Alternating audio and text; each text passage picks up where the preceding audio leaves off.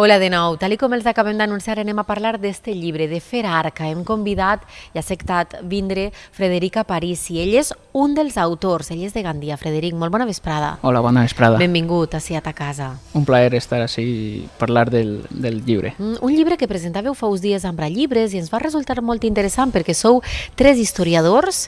I què significa Fer Arca? Bé, Fer Arca és una expressió que els més majors recordaran de quan no eren tan majors.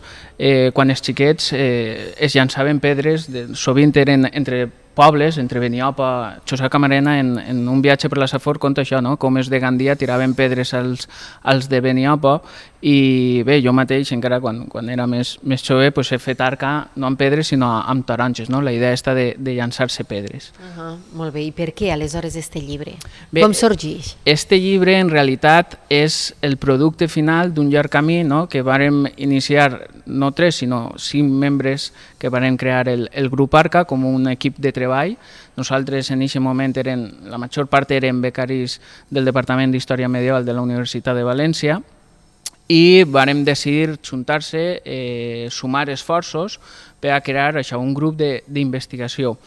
Un grup d'investigació que va ser un pioner en participar en congressos d'història econòmica a nivell mundial per diferents llocs d'Europa, història econòmica, història medieval en general, i a més d'aquesta vessant científica es van donar compte que necessitava també que la història, que la societat demanava divulgació.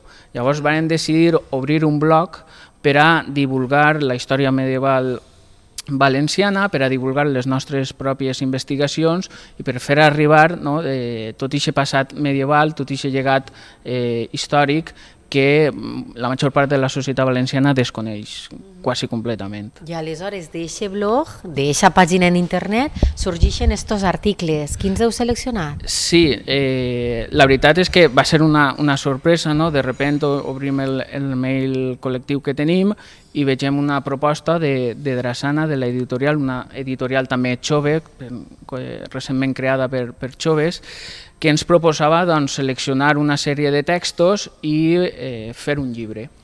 Llavors foren ells que feren la selecció buscant un equilibri entre qüestions divulgatives, qüestions referides al territori valencià, perquè clar, una cosa és el que nosaltres divulguem, el que nosaltres fem, i una altra cosa aquesta selecció final. Entonces, n'hi ha posts, per exemple, que s'han quedat fora perquè a lo millor tenien un vessant massa local. Jo en tinc un que és dels meus favorits pel que significa, però és massa local. Jo vaig escriure un post posant de manifest que a Gandia bàsicament, oblidem que a part de Sant Francesc de Borja hi van haver més ducs, començant pel mateix duc Alfons el Vell, que potser siga dels desconeguts el més conegut, però a més d'Alfons el Vell va haver tota una sèrie de ducs pertanyents a la família reial i tant les institucions com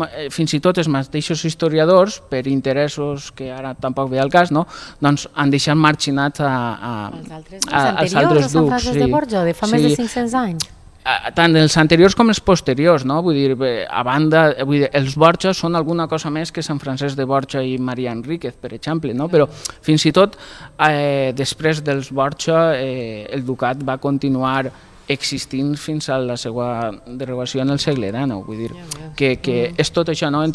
Aquest post el que tractava de posar de manifest és aquesta idea de dir, ojo, que és veritat que Francesc de Borja va ser sant, o és sant, però hi ha altres que sense pujar als altars també mereixen una memòria, que formen part, recuperar-los de la memòria col·lectiva. I clar, a lo millor això a un lector de Vinaròs o d'Oriola no li interessava tant i l'editorial va estimar més adient altres posts. La participació és totalment equitativa, vull dir, n'hi ha 5 posts per autor més un que explica què és això de fer arca i per què hem posat arca amb H quan sembla ser que no hauria portar H. I bé, els posts, com ja t'he dit, parlen de qüestions més genèriques referides a l'Europa medieval, a altres qüestions més pròpies del Regne de València, com el capítol de Vinatea o l'expulsió dels moriscos. N'hi ha un dedicat a la repoblació de Beniopa, que vaig escriure jo mateix, perquè va ser quan es va publicar la Carta Pobla. Beniopa, no? Sí, el meu avi patern era de Beniopa. Tota la gent que heu tingut avis en Beniopa o alguna cosa, teniu eixe... Sí, i vaig publicar la carta, vaig editar la Carta Pobla de Beniopa i ara estem preparant la història, el llibre de la història per al centenari... El 50 aniversari aquest any, de l'adhesió de Beniopa a Gandia, no? Sí.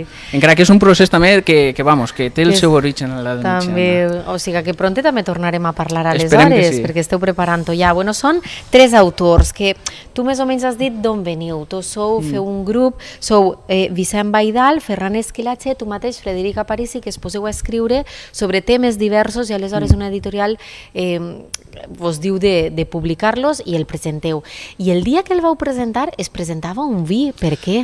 Què té a veure el vi amb aquesta història? Doncs resulta que un dels capítols del llibre, o un dels posts, com vulguis, parla sobre el vi Malvasia, que és un vi que va vindre a aquest costat de la Mediterrània des de Grècia, va ser portat pels almogàvers, això és el que conta un poc la llegenda, però més o menys aquesta és la idea. Al segle XIV arriben les primeres cepes del vi, i és un vi molt delicat i per tant té unes consideracions econòmiques i socials importants, perquè la gent no pot parar-se a fer vins delicats.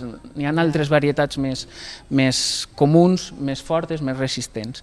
I el cas és que, afortunadament per a nosaltres, un poquet avui amunt del riu Alcoi, a Muro, n'hi ha un celler, que és el celler de la muntanya, que està recuperant varietats autòctones o varietats tradicionals i està fent un vi lligat al territori. I llavors vaig veure que tenien això, que havien recuperat una parcel·la de la varietat Malvasia i que estaven produint un vi 100% Malvasia, perquè no és estrany que alguns vins combinen diferents varietats i entre ells estiga la Malvasia, però trobar un vi que siga monovarietal de Malvasia és prou complicat, sobretot perquè també avui és un vi car de fer, perquè continua sent una varietat delicada, diguem-ho així, luxosa, si vols, i llavors li vàrem escriure a la gent del celler de la muntanya, Juan Cascant, si volia fer una activitat conjunta, va dir que sí, i la veritat és que va ser tot un encert, la gent va eixir supersatisfeta.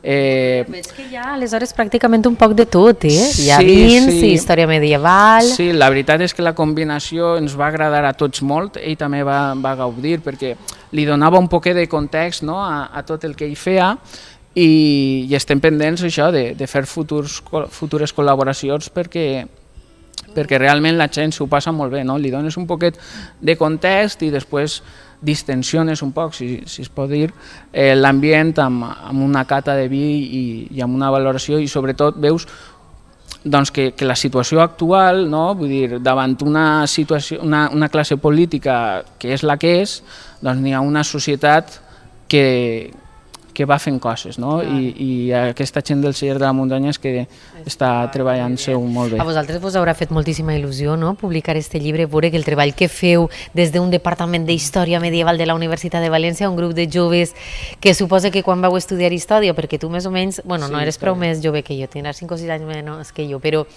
nosaltres som d'una generació que tot el món se n'anava a ciències perquè si no, no tenia res a fer i nosaltres volíem estudiar les lletres perquè ens agradava i després resulta que són coses que li interessen a la gent. Clar, vull dir, això no és com vull dir, vivim en una societat que està massa predeterminada per la immediatesa, i clar, fer un post requereix un bagatge darrere, Clar, i un post sobre història que necessita d'una investigació i d'una feina prèvia, no el poses ahí davant tu a escriure i ja. I a més, vull dir, i una disciplina.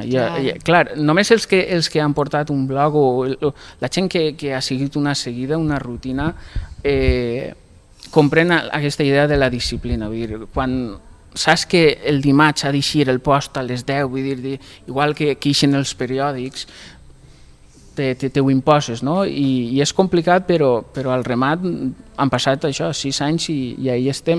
I qui ens anava a dir que aquella activitat que per descomptat no tenia cap tipus de remuneració que la feu per amor a l'art, ni acadèmica ni econòmica, vull dir, més bé el contrari, no? Perquè ens lleva temps de les nostres obligacions, no sé com dir-ho, no? Però del teu temps, vamos, del temps eixe de nostre. I clar, veure-ho ahir o passar per una llibreria i veure't el llibre, això no pagues... I sobretot que interessa, no?, al públic en general, no és per a historiadors, no és per a gent entesa, és per a públic en general. No, tot el contrari, vull dir, els historiadors començaran a trobar faltes, mancances de referències o coses incompletes, no? Això està destinat per a la... Vull dir, aquest és un llibre per a llegir-se la voreta mar. Per a llegir-se-lo... Mira, doncs així estem de categoria. Per a llegir-se, ara que anem cara a l'hivern, per a llegir-se la voreta del foc, no? Amb un bon vi de Malvasia, tranquil·lament, gaudir de la seva lectura, perquè la veritat és que és molt planer i els temes són molt que ens importen, no? Vull dir, temes com això, no? Vull dir, la relació entre les diferents religions, la consciència política dels valencians, el tema de l'arròs, per exemple, no? Aquest cultiu que és tan nostre, doncs quin és l'origen i quina va ser la seva importància a l'edat mitjana, no? Doncs, vull dir, pensem que l'arròs es redueix a Suec, a l'Albufera, i en realitat l'arròs estava, fins a l'altre dia, estava present a si mateix. Que anem a conèixer moltíssimes coses amb este Ferarca de Frederica Parisi, Vicent Baidal i Ferran Esquilatge, que el presentaven fa uns dies i que avui ha tingut el gust de vindre a contar-nos en què consisteix. Gràcies, Frederica Parisi, per estar ací, per estar amb nosaltres, i enhorabona per esta feina, pel vostre treball en general. Gràcies a vosaltres per donar-nos l'oportunitat de presentar-lo a la gent. Gràcies.